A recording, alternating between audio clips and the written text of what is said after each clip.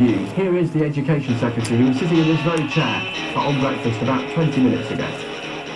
I don't want masks in the classroom a day longer than necessary. It's really to deal with a highly infectious aerosol transmitting variant of the virus. Highly infectious aerosol transmitting variant of the virus. Highly infectious aerosol transmitting variant of the virus. Highly infectious aerosol transmitting variant of the virus. Highly infectious aerosol transmitting variant of the virus. Highly infectious aerosol transmitting variant of the virus. And not the fact that we are now mixing more as there are fewer restrictions than there were back in January. Okay. The best way to think about this is that we originally had the Kent variant, B117, and this has been replaced, or the alpha form, or whatever. I mean, they're so complicated, all these names. I'm going to go with the old way of naming it, because I know where I stand. We know that that was causing the vast majority of the cases in this country. When the Delta agent, the Indian subtype 2 variant, came into the country, it has displaced or replaced the Kent variant as the cause of most of our cases. If we look across the board,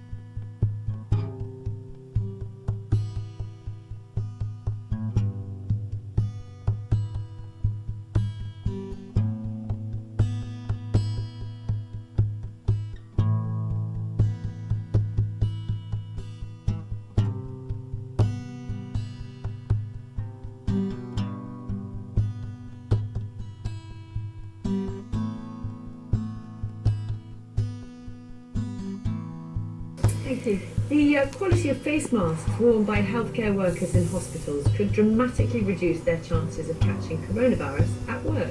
This is according to researchers at Cambridge University who found that wearing a higher grade mask instead of a standard surgical one can provide up to 100% protection against the virus. Can provide up to 100% protection against the virus. Can provide up to 100% protection against the virus. Our science editor David Shupman has more.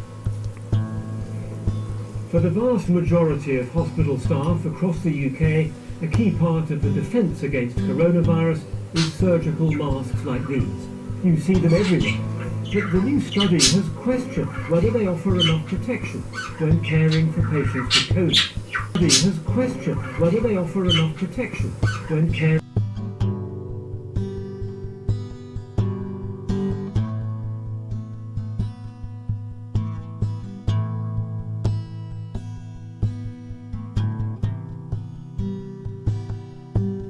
Of whichever vaccine is accessible to people. But if we were to find that we needed to modify the vaccines for Omicron or the son of Omicron, and then the for Omicron or the son of Omicron, and then the for Omicron or the son of Omicron, and then the for Omicron or the son of Omicron, and then the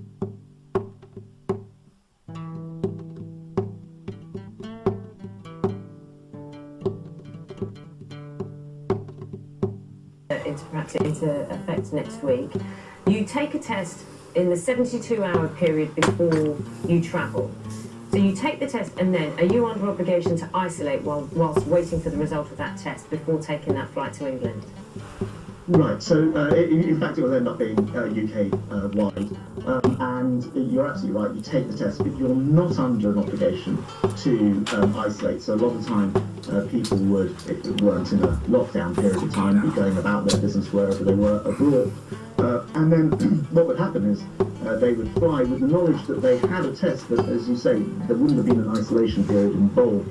And that's why when they get back, it's still absolutely essential, in fact, a legal duty, to self-isolate, because it's only through isolation that you can be 100% sure with coronavirus. Unfortunately, you can test, be asymptomatic, not have any symptoms at all, and still be negative, because it was going to be 2 or 3 days later maybe that it was going to show that you were positive. And I should say the reason we're very keen to do it now is there's this new variant, which you may have heard about, viewers may have heard about, called the South African variant, which is causing great concern with the scientists. They're not sure whether, for example, the vaccine will be able to deal with it in the first place, and we're very, very keen to try to keep that out. So this is another tranche of measures.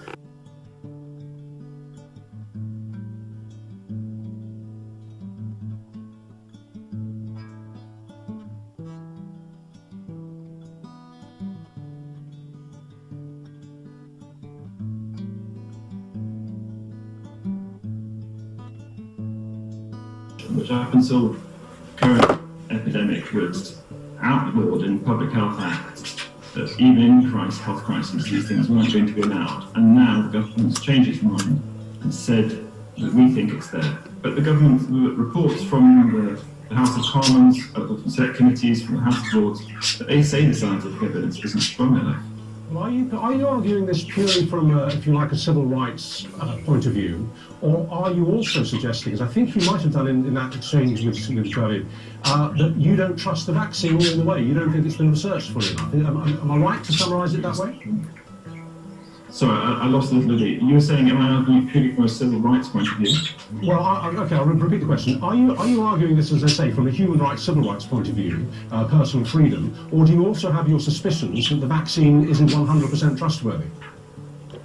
So my concern is the civil liberties side. I think the vaccines proved to be very safe, however, very safe over the period of time we've looked at it. I'd like to look at it for a longer period of time. But as my mum said to me last night, she said, you know, if King's is going to lose 1,400 members of staff, then how's the NHS going to survive?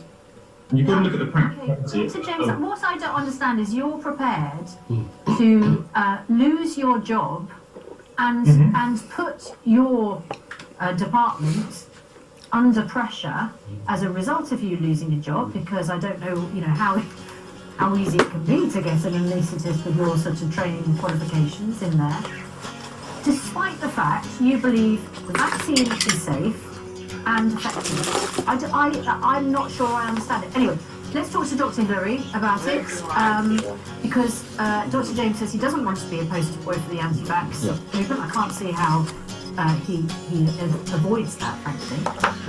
Yeah, look, I'm not going to get anything like equal time to refute what Stephen James has said. The basic point that I'd like to make is the vast majority of doctors and scientists think the science is plenty strong enough to support vaccination and mandatory vaccination for NHS. And we understand, I think 1 in 10 NHS staff currently not vaccinated. Yeah. Losing that number of staff and some of them massive. Absolutely. At a time of huge pressure on the NHS. I understand that, and a lot of doctors and scientists are infuriated that because a lot of them were hesitant facing this deadline that's fast approaching, that this will have done a lot of damage, that this will have dissuaded them from actually overcoming that hesitancy and coming forward and being vaccinated. Well, we have to go back then for the right of reply to that telling off to Dr. James. That was an effective telling off from one of your fellow professional doctors. He says that your behaviour is, if you like, selfish.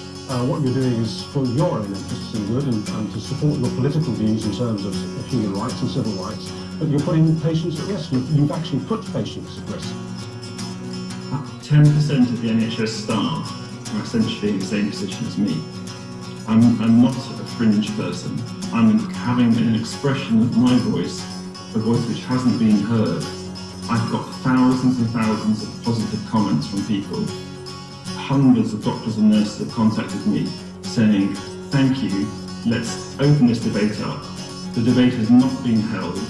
Many groups of doctors, of other politicians have said science isn't strong enough. And you know, if we don't have a debate, if it's a single story, a single narrative, that's not science. Science is questioned.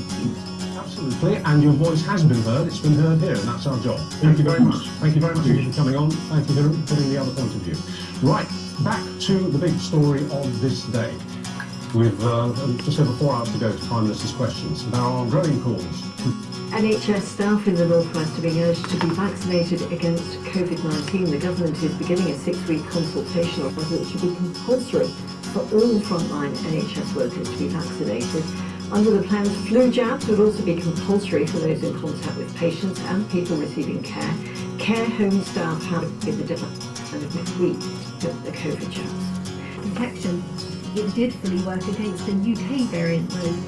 Moderna, Pfizer and AstraZeneca can adapt their vaccines which target the spike, but others aimed at different parts of the virus are also being developed. We want to develop the vaccines in the next generation that do cover these mutations that have been redesigned, patients that have been redesigned, patients that have been redesigned, and that shouldn't be too difficult. And we also need to be having vaccines that cover other parts of the virus and not just the spike protein, because we can see now that the spike protein is a highly malleable, adaptable piece of the virus.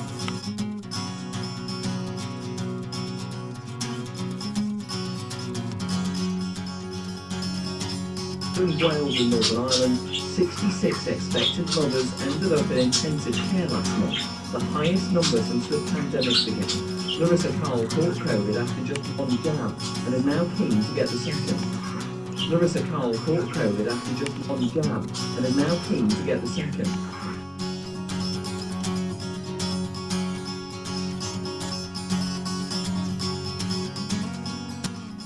The infection is very linked to age, so the older you are, the more likely you are to get seriously ill with this virus. And so we're going cautiously down through the ages now into childhood. And it was clear that the number of cases and the number of young people in the age group 16, 17 that were getting seriously ill merited going forward with giving them just a first dose. The one thing that's made us cautious and not to yet confirm when or what the second dose will be relates to the fact that we want to learn more about side effects, rare side effects of the one vaccine that we've got at the moment, the Pfizer vaccine, that we can use. Side effects, rare side effects of the one vaccine that we've got at the moment, the Pfizer vaccine, that we can use in this age group. Because we have heard of cases of myocarditis, which is an inflammation of the heart muscle, the cases of myocarditis, which is an inflammation of the heart muscle, limited. What we know for sure is that the vaccines are really good at stopping you from getting sick, but they're probably not a very efficient tool for stopping transmission. Okay, and they won't need their parents. But they're probably not a very efficient tool for stopping transmission. Okay, and they won't need their parents. But they're probably not a very efficient tool for stopping transmission. Okay, and they won't need their parents. I suppose in one respect we're almost victims of our own success here, because the vaccines have been so unbelievably effective. You know, the latest AstraZeneca study in the USA showed that even in over 65s, which the Europeans were originally worried about, there's 100% protection against severe or critical illness.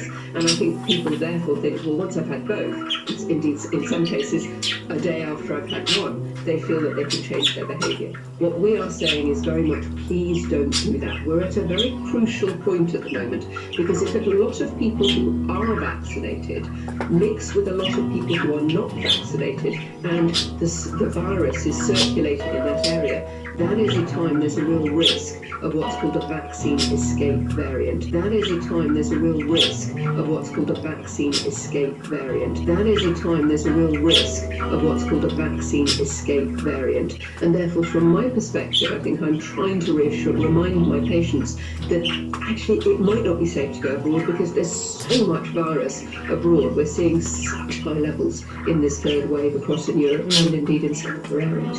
Sarah, let's talk about what's... In March 2020, I did contract COVID-19. The night I went in, when we think, am I going to die, never experiencing a proper relationship that's lasted longer than a couple of months.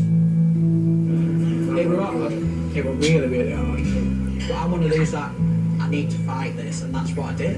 When they said, you're going on a ventilator, I said no. Got to halfway through and I started recovering by doing the proning. Yeah. And then the doctor comes to see me on the way out and he said, look, it's a good job you didn't, because you wouldn't have made it. Yeah. It says you've made the right decision and saved your life. So just cast your mind forward for us, for those who are not experts in this area, which is that if this does happen, the boosters start in September, people will be maybe thinking that this basically is the future.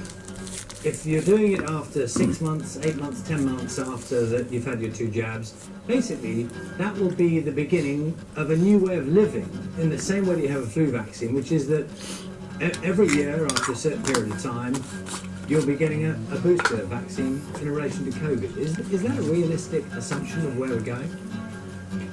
I think it is, but possibly not for everybody. And of course, the uncertainty will reduce as time goes by, and we'll really see how much of an ongoing problem we have with this virus and how it behaves and evolves.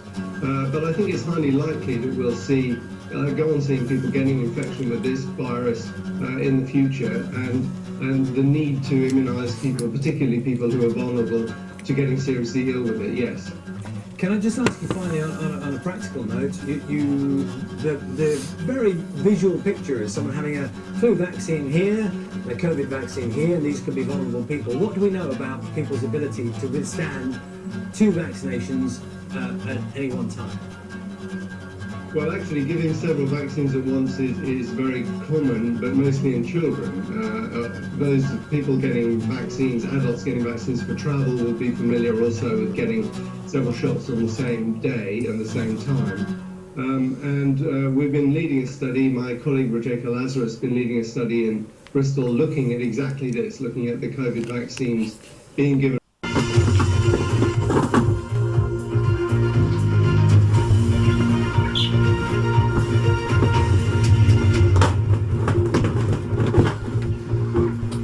Well, it was an insurance policy, but it was an expensive one. The Nightingale Hospital in Manchester, built at a cost of over £20 million, is to close next month. It opened last April to help hospitals cope with an expected surge in COVID patients, but in the end they did cope, and the Nightingale was rarely used. It's all settled down. Let's go live to Eunice Muller. That point which is being discussed in many different places as well. And one other question, just to touch on it with Fergie, said, do you think this is going to be an annual thing, these booster jabs? Is it something we're going to get used to? Well, it's very hard to know because, I mean, certainly the JCVI, the advisors were saying yesterday, this is not meant to be something that's going to happen every 6 to 9 months. We don't want to get in that situation. But frankly, they don't know. I thought it was very interesting that they've decided to go with Pfizer. These are what known as, and also Moderna, where Pfizer's not available. These are what's known as mRNA vaccines. Much, much, much more expensive than the home-developed Oxford AstraZeneca vaccine.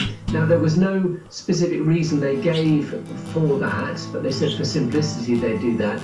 I think, and I've been advised, that the reason is because the Oxford AstraZeneca vaccine has this rare side effect it's associated with, this rare type of blood clot, which is the reason why it's not given to the under 40s.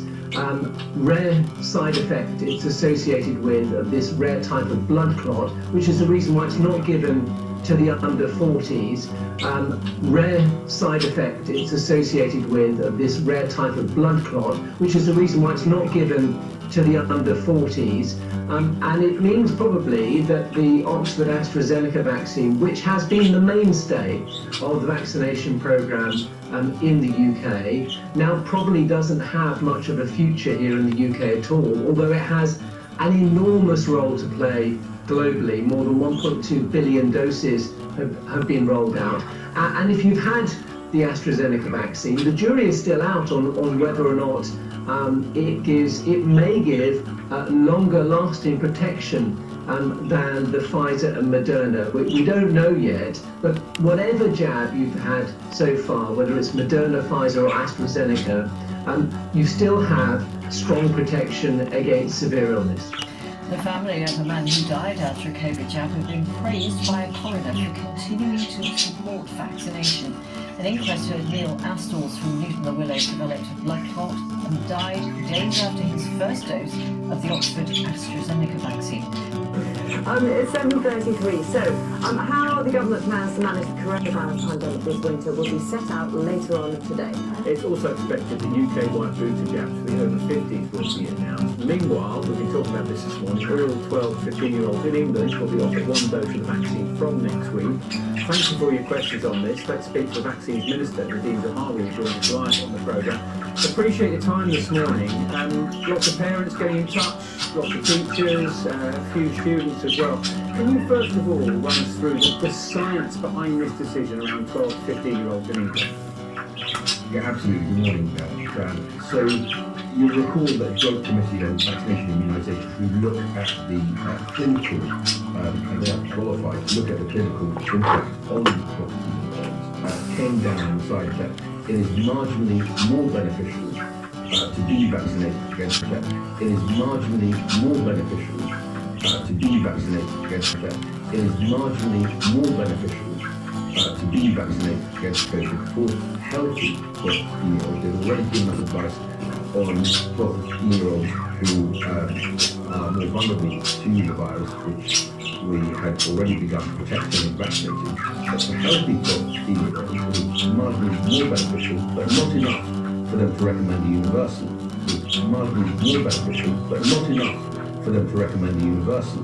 It's marginally more beneficial, but not enough for them to recommend a universal vaccination program. And they suggested that the chief medical officers of England, Wales, Scotland, Northern Ireland should then examine the wider impacts on 12 to 15-year-olds, so the mental health impact, disruption to education impact, of course.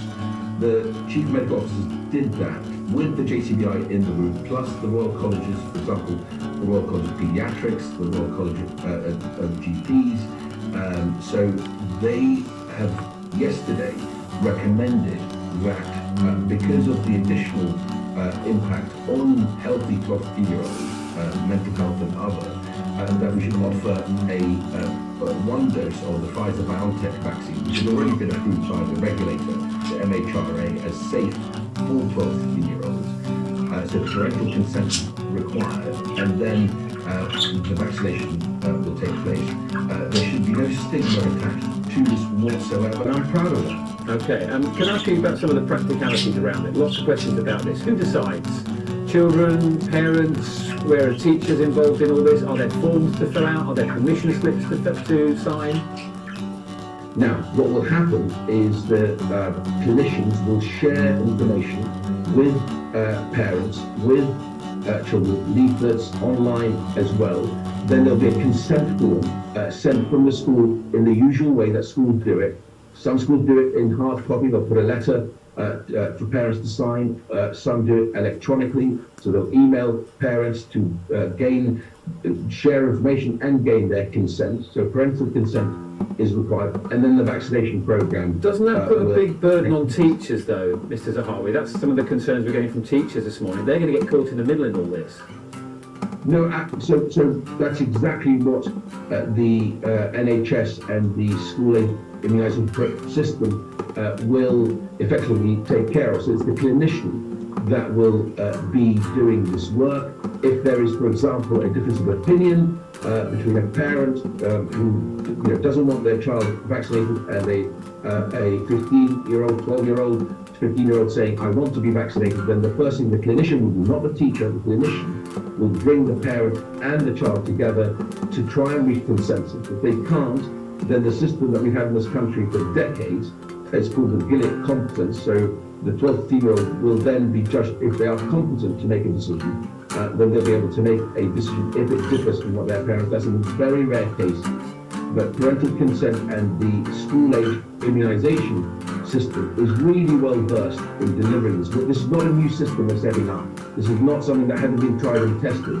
It really does, know what it's doing and will deliver this in a very, very efficient way. And when will we see the first 12 to 15-year-old vaccinated?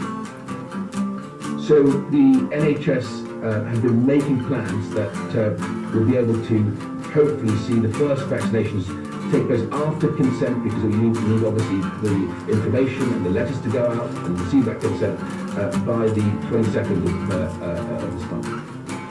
Okay, so I'm just checking my diary. So that is next week then? Yes. Okay. On the issue of booster jabs, I've got another when question when it comes to booster jabs as well. So when will they be administered? Because there's lots of questions this morning about is it going to be combined with the flu jab? Because there needs to be that 6-month gap, doesn't there, between the second jab and then when you get your booster jab.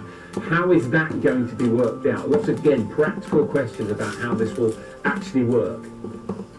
Absolutely, and the Prime Minister will be setting out more detail on the final advice from JCVI, which we have now accepted, and of course the Secretary of State for Health will make a statement to Parliament. If you recall, on the 30th of June, Dan, the JCVI gave us their interim advice on this, of how we should be boosting and, of course, protecting against flu, because I am concerned that there's not been much flu circulating anywhere in the world, and, of course, protecting against flu, because I am concerned that there's not been much flu circulating anywhere in the world, and, of course, protecting against flu, because I am concerned that there's not been much flu circulating anywhere in the world, and in a bad flu season, you can see 25,000 people lose their lives to flu. So the JCVI interim advice allowed us to make those preparations. The preparations have been well underway, and we will be in a very strong place to begin that booster campaign this month, boosting the most vulnerable. And the Prime Minister, of course, will outline the detail of that. Plus, of course, a really fit-for-purpose variant vaccine variant radar system, if I can call it that, and of course the test and trace system that will allow us, I hope, to transition this virus from pandemic to endemic status. But the PM will be saying more on that later today. Okay, and very briefly, I mean, you know, lockdown has been a big part of everyone's life, hasn't it, for the last 18 months. I don't expect you to say a guarantee, because I know guarantees are difficult and things change all the time, but are you confident that we've seen the last of those lockdowns? So, you remember, and I've been on your programme many times, when this pandemic hit, the only tool that was effective that we had available to us is the lockdown, the non-pharmaceutical interventions. The vaccines have changed all that. The vaccines, we began vaccinating on the 8th of December with Pfizer-BioNTech, and 4th of January with the AstraZeneca vaccine, have saved 112,000 lives, over 112,000 lives, 24 million infections have been prevented, according to Public Health England. So the vaccines are our sort of main tool within our arsenal of therapeutics, and of course a really fit-for-purpose variant surveillance system, radar system. Public health leaders in Lancashire are urging parents to allow their 12 to 15-year-olds to have the COVID vaccine when it's offered from next week. The UK's chief medical officers have recommended that children in that age group should be jabbed. It'll be a school-based vaccination programme. When people that are vaccinated, there will be this so-called herd immunity, which is immunity in the community. So I really welcome as many people to be benefiting from this vaccine as possible.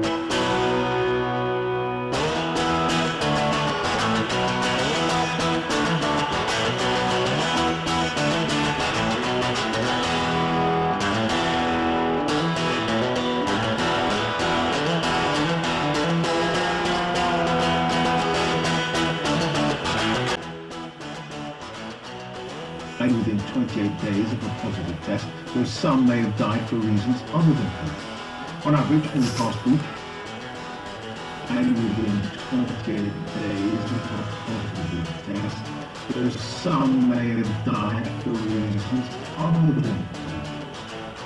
On average, in the past week,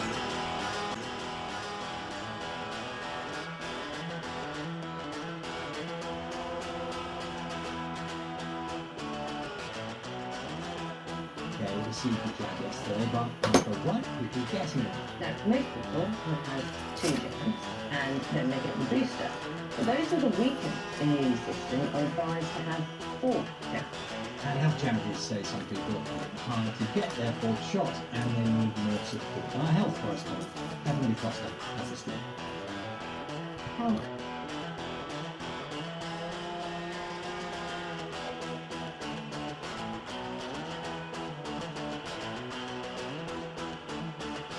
Is that, this, my dad's death really is a symptom of an NHS that is now broken.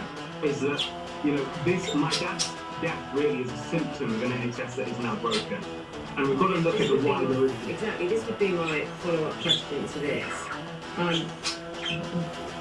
what money is needed, what resources are needed, can this be improved? Yeah, no, so as you obviously have been discussing on the programme in the last couple of days, that the government has pledged an extra £5 billion for health and social care. For me, money alone isn't going to fix this problem. It's like putting a plaster on a severed artery. For me, money alone isn't going to fix this problem. It's like putting a plaster on a severed artery. For me, money alone isn't going to fix this problem. It's like putting a plaster on a severed artery.